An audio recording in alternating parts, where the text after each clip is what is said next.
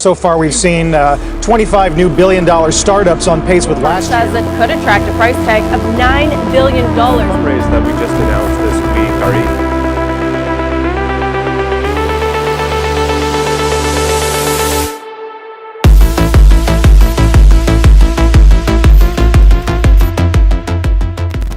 Hello, c'est Dim, j'espère que vous allez bien. On se retrouve aujourd'hui pour une nouvelle vidéo un petit peu particulière. Je sais que beaucoup de monde dit ça, mais là pour le coup c'est vraiment le cas. Puisque peut-être que certains d'entre vous ont vu que la vidéo que j'avais sortie avant celle-ci a été supprimée. Puisque cette vidéo là que vous êtes en train de regarder s'appelle l'épisode 1, l'idée. Et j'avais en fait déjà sorti une vidéo qui s'appelait l'épisode 1, là qui s'appelait le départ et que j'ai supprimé. Je vais très rapidement revenir là-dessus pour vous expliquer le pourquoi du comment. Quand j'ai eu l'idée en fait de faire cette série de vidéos, entre guillemets, en tout cas de reprendre cette chaîne YouTube, l'idée de base c'était de se dire, voilà, je suis en train de créer et développer une entreprise. Moi j'ai toujours rêvé, entre guillemets, de voir un YouTuber créer sa boîte, réussir et nous montrer toutes les étapes en fait de son développement, enfin les réussites comme les échecs, mais de montrer toutes les étapes de son développement. Et aujourd'hui c'est pas forcément ce qu'on trouve sur YouTube. Ce que vous trouvez c'est plus des gens qui ont déjà réussi ou qui disent avoir réussi, peu importe, en tout cas qui sont dans une position de réussite, souvent devant des villas, des voitures, machin, etc. Et qui vous disent j'ai réussi, je gagne un max, voilà comment il faut faire. Moi ça m'intéresse absolument pas. Moi ce que je veux voir, c'est ce que je voulais voir, c'était quelqu'un voilà, qui fait son truc, qui se plante, qui réussit, qui, voilà, et qui dit voilà ça c'est cool, ça j'ai fait ça, c'était la merde, enfin bref, voilà, avoir vraiment une expérience from scratch de son parcours entrepreneurial. Voilà, donc c'était l'idée de base et donc quand j'ai eu l'idée de faire ça, je me suis dit pour que ça soit pas trop chiant, ça serait bien de scénariser un petit peu le truc, de l'illustrer, machin, et au final de faire comme si c'était vraiment une série.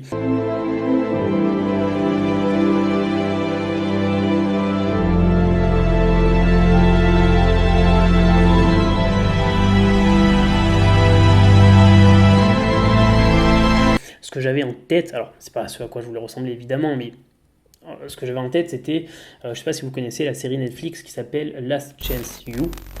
C'est une série Netflix en fait si vous voulez qui suit une équipe de football américain au niveau universitaire, enfin plus ou moins universitaire, et cette série là, je vous invite, si vous aimez ce genre de truc, je vous invite vraiment à aller la voir, elle est géniale. Cette série là est tournée comme une série alors qu'au final tout ce qui se passe dedans est réel. Au final ça pourrait être un documentaire mais c'est pas mis en scène parce que tout ce qui se passe est réellement vrai, mais c'est tourné de façon à ce qu'on ait l'impression qu'on est dans une série alors que tout ce qui se passe est véritable, et ça c'est vraiment je trouve ça vraiment énorme.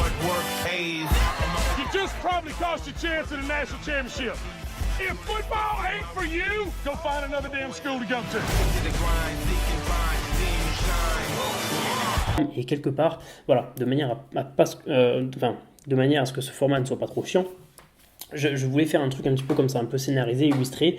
Sauf que le problème, c'est que j'ai ni le temps, ni les compétences et le matériel, etc. pour faire quelque chose qui se rapproche de ça. Et donc, la première vidéo que j'avais faite, où j'avais essayé de faire un truc dans ce style-là, a été, faut le dire, complètement à chier. Voilà, donc j'ai décidé tout simplement d'abandonner cette idée. Je me suis dit ça sert à rien, si c'est pour sortir une vidéo tous les 6 mois et en plus d'avoir une vidéo qui est même pas ouf, laisse tomber.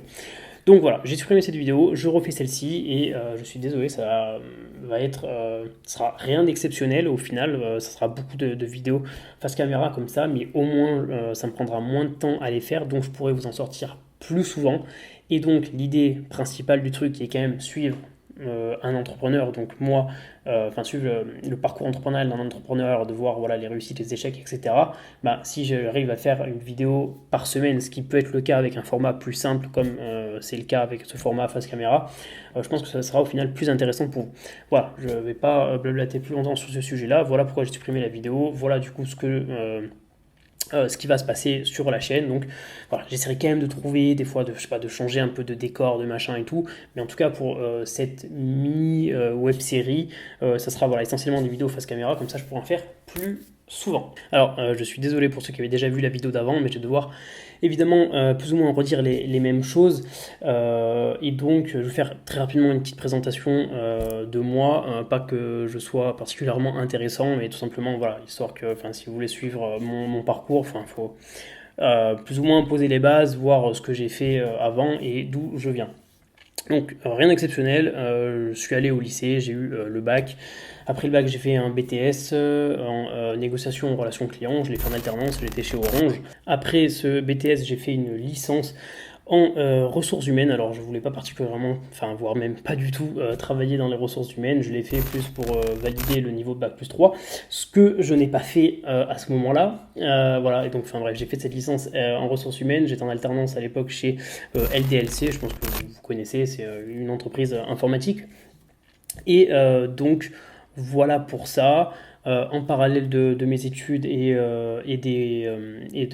du boulot donc chez Orange et chez LDLC, à 16 ans, j'ai commencé la boxe. Avant ça, j'avais fait du foot comme beaucoup de garçons. J'ai fait 12 ans de foot et puis après, donc à 16 ans, je commençais la boxe. J'en ai vraiment fait beaucoup. Et du coup, 2 ans et demi, 3 ans après, quand j'ai eu 18 ans, aux alentours de 18-19 ans, j'ai passé mon diplôme d'état de moniteur de boxe que j'ai eu. Et donc je me suis mis à donner des cours et en parallèle de ça, à peu près à la même période, un peu plus tôt, à 17 ans et demi, je me suis aussi engagé comme sapeur-pompier volontaire.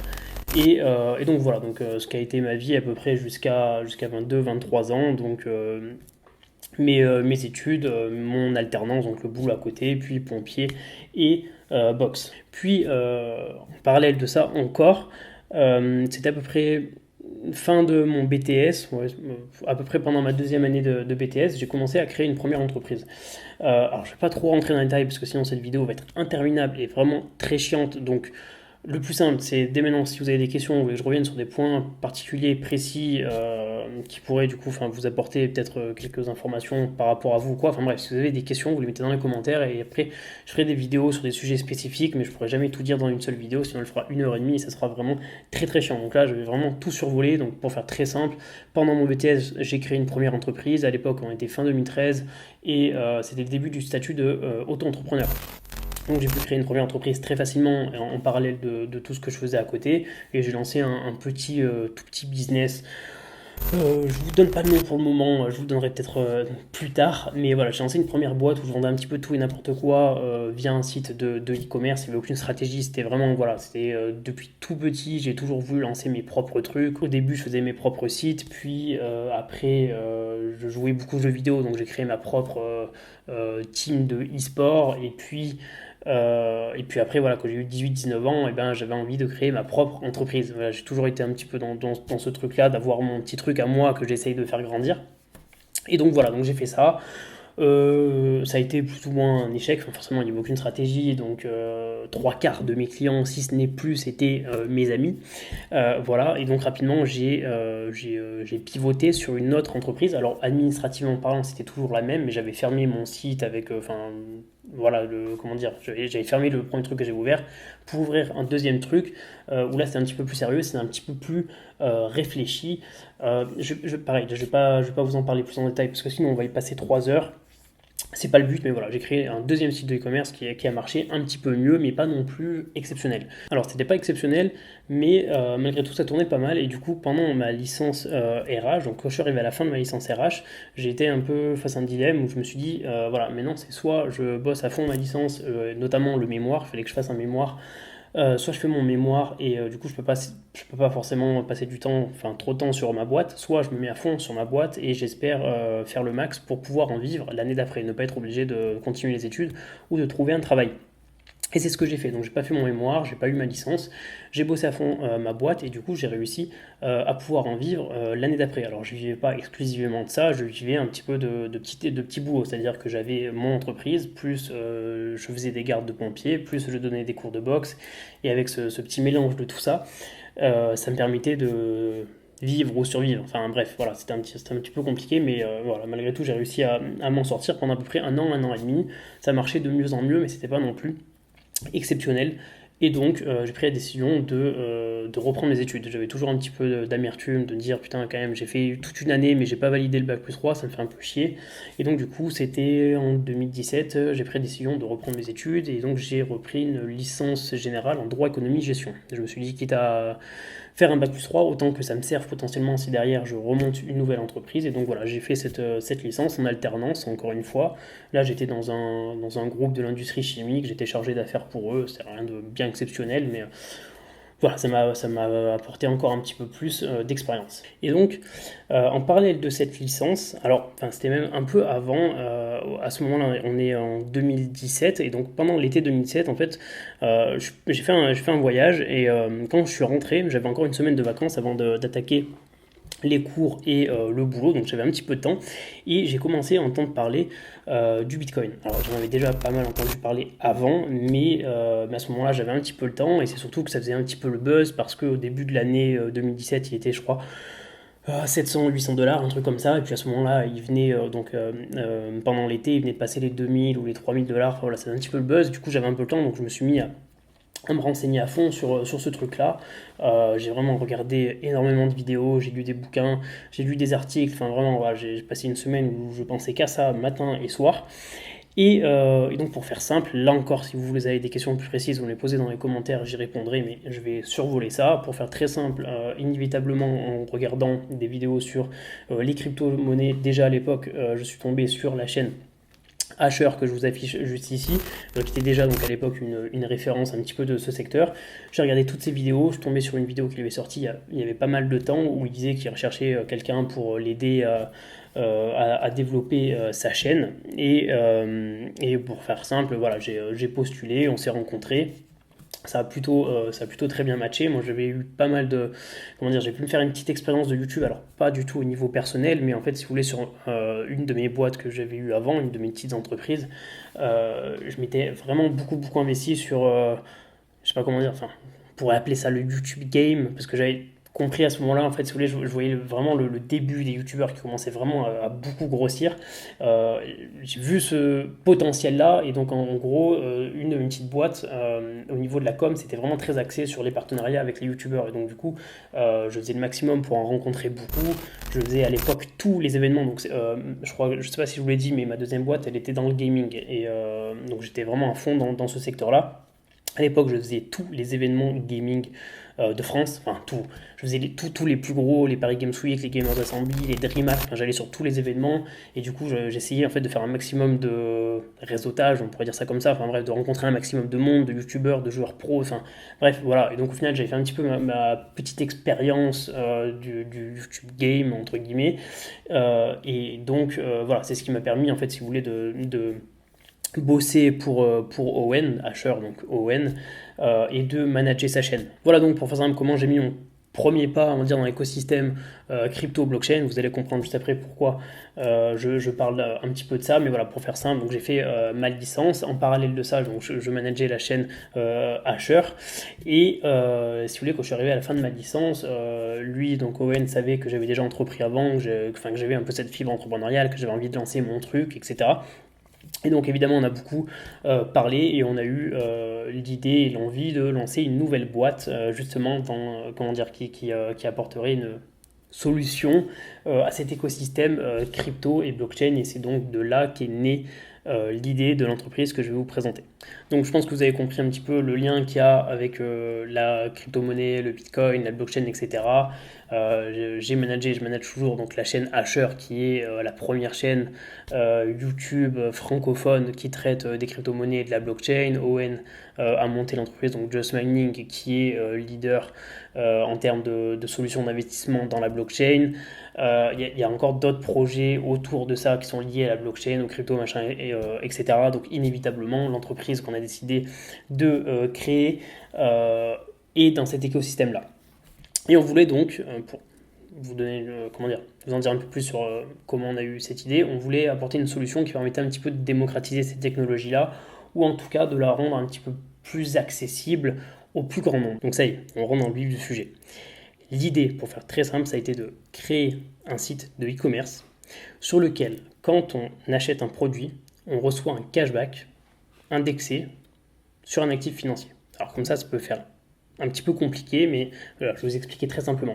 Sur notre site internet, vous achetez un produit qui coûte par exemple 100 €. S'il y a un cashback de 10%, ça veut dire qu'on va vous rendre 10 €. Ça en soi, ça existait déjà un petit peu, bien que pas exactement. Peut-être que vous connaissez déjà des sites de cashback, mais ils fonctionnent différemment. Moi, j'ai jamais trouvé ça vraiment très intéressant, puisque vous allez sur le site en question, vous trouvez un produit qui vous intéresse, vous cliquez dessus, il vous envoie sur le site du produit en question. Donc vous allez sur un autre site sur lequel vous faites vos achats, puis ensuite il faut revenir sur le site initial, vous cumulez des points, quand vous avez suffisamment de points, vous pouvez retirer des euros. C'est un petit peu laborieux, compliqué pour quelques centimes, mais j'ai jamais trouvé ça vraiment intéressant. Là, notre site, tout se passe sur notre site. Vous choisissez le produit sur notre site, vous l'achetez directement sur notre site, et donc si vous achetez le produit à 100 € avec un cashback de 10%, vous recevez 10 € directement sur notre site. Avec la particularité en plus, donc déjà que tout se passe sur notre site, dans un sens c'est beaucoup mieux, mais en plus de ça, ces 10 € là sont indexés à un actif financier, comme je vous le disais, et évidemment en actif financier, on a choisi Bitcoin, pour différentes raisons sur lesquelles je reviendrai un petit peu plus tard, mais voilà, on a choisi Bitcoin, ce qui veut dire que vous achetez un produit 100 €, avec un cashback de 10%, on vous rend 10 €, ces 10 € là sont indexés à la valeur du Bitcoin. Si le Bitcoin monte, vos 10 € se transforment en 11 €, 12 €, 13 €, 14 €, etc. Vous allez me dire si ça baisse, parce qu'évidemment, Bitcoin, machin, ça baisse, ça monte, etc. Mais si ça baisse, c'est pas grave, vos 10 € vaudront 9 €, 8 €, 7 €, etc. Et ils vaudront au pire des cas 0 € si le Bitcoin tombe à 0 €, ce qui a quand même, qu'on se le dise, très peu de chances d'arriver. Mais même si ça venait à arriver, on est sur un micro-investissement, au final, à risque très limité, puisque votre risque, le risque du client, se limite au cashback qu'on lui a donné. Jamais, si on vous a donné 10 € de cashback, jamais vous pourrez perdre plus que 10 € de cashback. On est donc sur un micro-investissement très limité à la baisse, mais avec aucune limite de ce que vous pouvez gagner à la hausse.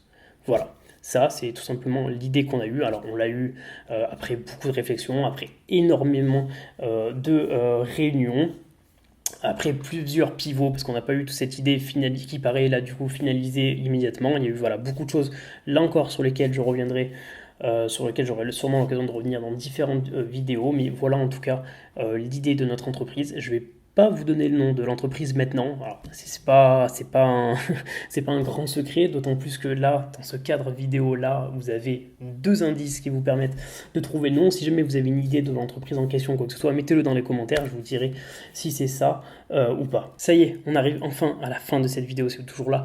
Merci beaucoup, je suis sûr que c'était beaucoup trop long. Je vous promets que les prochaines vidéos seront plus intéressante. Je les ferai sur un sujet précis, on ira droit au but, il n'y aura pas de blabla de présentation, etc. Voilà, ce sera beaucoup plus impactant. Mais voilà, si vous êtes toujours là, merci beaucoup. Je vous invite pour finir à laisser un petit commentaire et un like. C'est le meilleur moyen de m'aider et d'aider la chaîne et la vidéo à être référencée de manière à ce que je vous partage là puisse servir au plus grand nombre. De plus que si vous laissez un commentaire, vous pouvez être sûr d'une chose, c'est que je vais le voir et donc le lire et donc y répondre. Voilà. Je voulais aussi vous dire merci pour les 5000 abonnés. C'est n'importe quoi parce que j'ai sorti 2 vidéos en 2 ans et je suis passé de 1000 à 5000 abonnés. Mais voilà, j'ai sorti une vidéo qui a fait plus d'1 million de vues et qui fait augmenter le nombre d'abonnés de jour en jour, bien que je sorte aucune vidéo et que très certainement cette vidéo-là va faire que quelques centaines de vues. Mais bon, voilà, vous êtes plus de 5000 sur la chaîne, alors merci beaucoup. N'hésitez pas à vous abonner aussi si ce format de vidéo vous plaît. Je vous promets que ça va être plus intéressant par la suite. Merci encore une fois, je vous souhaite une bonne journée, une bonne soirée et je vous dis pas très bientôt, je vous dis à la semaine prochaine parce que je vais réussir à m'y tenir et je vous sortirai une vidéo la semaine prochaine. Voilà, merci beaucoup, bonne soirée. C'était Dim, ciao.